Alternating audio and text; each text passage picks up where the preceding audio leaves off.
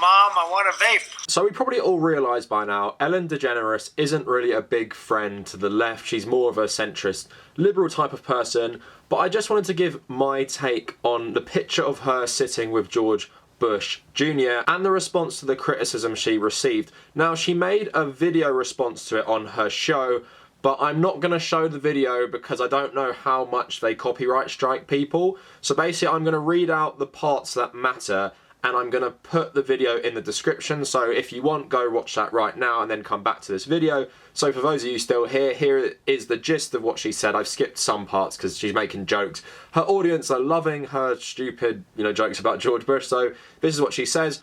During the game, they showed a photo of me and George Bush laughing together, and people were upset. They thought, why is a gay Hollywood liberal sitting next to a conservative Republican president? That's a good point, a point I would raise as well.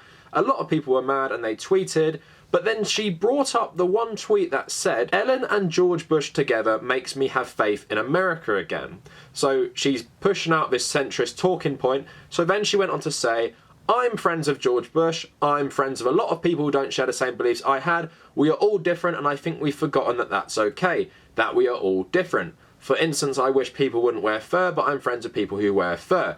Just because I don't agree with someone on everything doesn't mean that I'm not going to be friends with them. When I say be kind to each other, I don't mean only people that think the same way that you do, I mean be kind to everyone. So on the surface, you might see that message and think, what a nice message. She's saying, despite our differences, we should all come together and be nice to each other.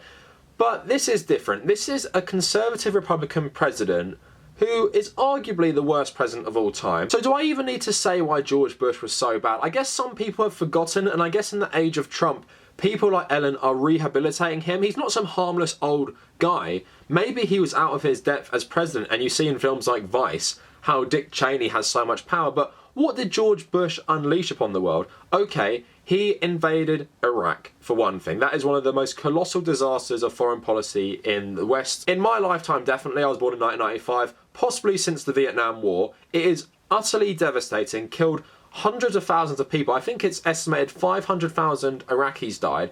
And then what did it spawn in the chaos? It spawned ISIS, and obviously this started the Iraqi civil war in 2014. It spread to the Syrian civil war, and ISIS is still a problem today. George Bush started all of that, not to mention the thousands of American troops who died.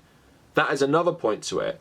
Ellen is sitting and laughing with the guy who unleashed that on the Middle East. Now, what else did George Bush do? Numerous awful things, but let's just take some of his best bits. He also responded to Hurricane Katrina extremely poorly, which led to Kanye West basically saying George Bush doesn't care about black people because loads of African Americans were stranded in New Orleans after the flooding because they didn't have the means to escape, they had nowhere to go. And yet his response to that was totally awful. Thousands of people died from that, and he just waited way too long to respond to that disaster. Then you have the 2008 financial crash. Obviously, lots of factors been leading to that, but his administration and the way they treated Wall Street, the way Republicans generally treat these industries just by deregulating them, yes, George Bush is very responsible for that as well. So Ellen is sitting with a man whose policies have arguably killed about 1 million people in the world, and in America, because of economic reasons, probably killed thousands and thousands more. And she's saying, we have our differences, but we can still be friends with each other. He can be this horrible madman who destroyed the Middle East, killed, like I'm saying, over 1 million people probably. But we've got to sit together, we've got to come together, we've got to be nice to each other. I've got to be nice to this man.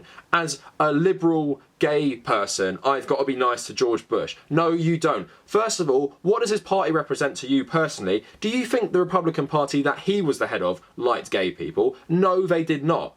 They still don't today, and if you think George Bush is any different to most of the Republicans today, you're deluded. He made it more polite, but it's the exact same Republican Party in my opinion. Trump has just brought out the ugliness that was hiding. We see in things like Ronald Reagan calling African diplomats monkeys. We see how racist Richard Nixon was. We see about the war on drugs with Reagan and Bush.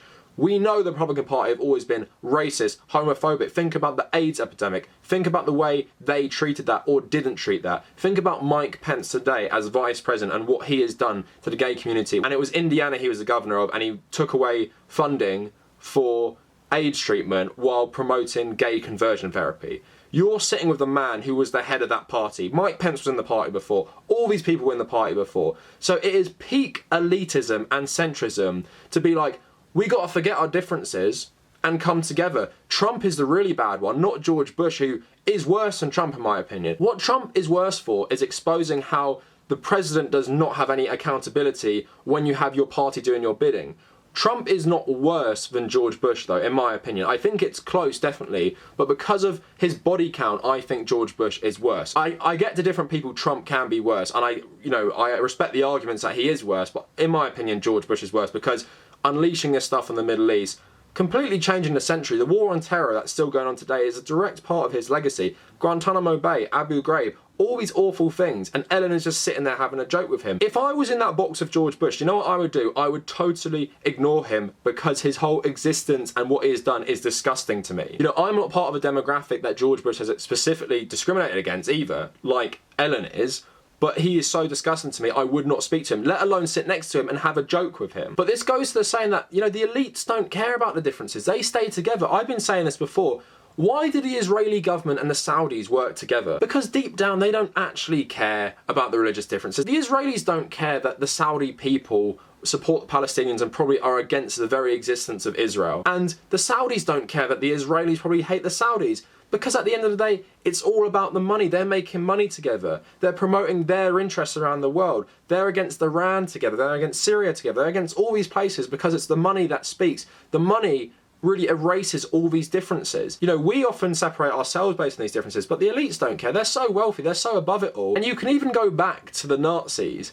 Obviously, they have this real purity test in terms of you can't be, you know, from a Slav background, you can't be gay, you can't be deformed, you can't have, you know, different mental illnesses, you can't have different physical illnesses because we're so pure, we can't have you like that. But Goebbels had a deformity in his foot, and of course people knew about it, they just didn't care because when you're at the top, people don't care anymore because it's all about the wealth, it's all about the money. So it's the elites sticking together, and they will always do this. It doesn't matter if you have extreme religious differences, it doesn't matter if you have extreme political differences. The fact is you are all wealthy, and you were all wealthy together, you're all in this club together. So, you know, why get bogged down in the differences? Who cares at this point? Why does it matter? You're all part of this elite class. The best thing to do is just protect your power and wealth rather than start fighting each other based on ideological differences. So I'll end the video by just reading out some tweets. So David Dole, the Rational National, just said to Ellen, disagreeing with friends that wear fur is not the same as being friends with an anti-gay war criminal president that directly and negatively impacted millions of lives. So that is exactly my point. So the rich and the elite, they generally show some class solidarity. So we've got to try harder to show some solidarity ourselves. Because look at that, you know, a gay Hollywood liberal is sitting next to a war criminal, really conservative president who killed millions of people and was one of the worst presidents of all time. Him being there should be grossly offensive. You shouldn't speak to him, even if you somehow ended up in the same venue as him. The same way I wouldn't talk to any of these awful people, because a lot of the time I feel like liberals and centrists don't really follow their morals. They don't have any deep guiding principles. Because if you did, you would not be sitting and having a joke with this man. That's just a fact. And I feel a lot of you would not do what she did. Let's keep it real. So anyway, let me know what you guys think of the video. Please either like and maybe subscribe to the channel. If you want to follow me on social media, follow me at The Cavernacle on both Instagram and Twitter. Please check out my Patreon in the description, and I thank all my patrons. I'm really, really grateful for your support. If you want to read some stuff I have written, please check out my WordPress blog. That is also in the description. I also live stream every Sunday about midnight my time, so come check that out if you are about. And if you made it this far, thank you for watching.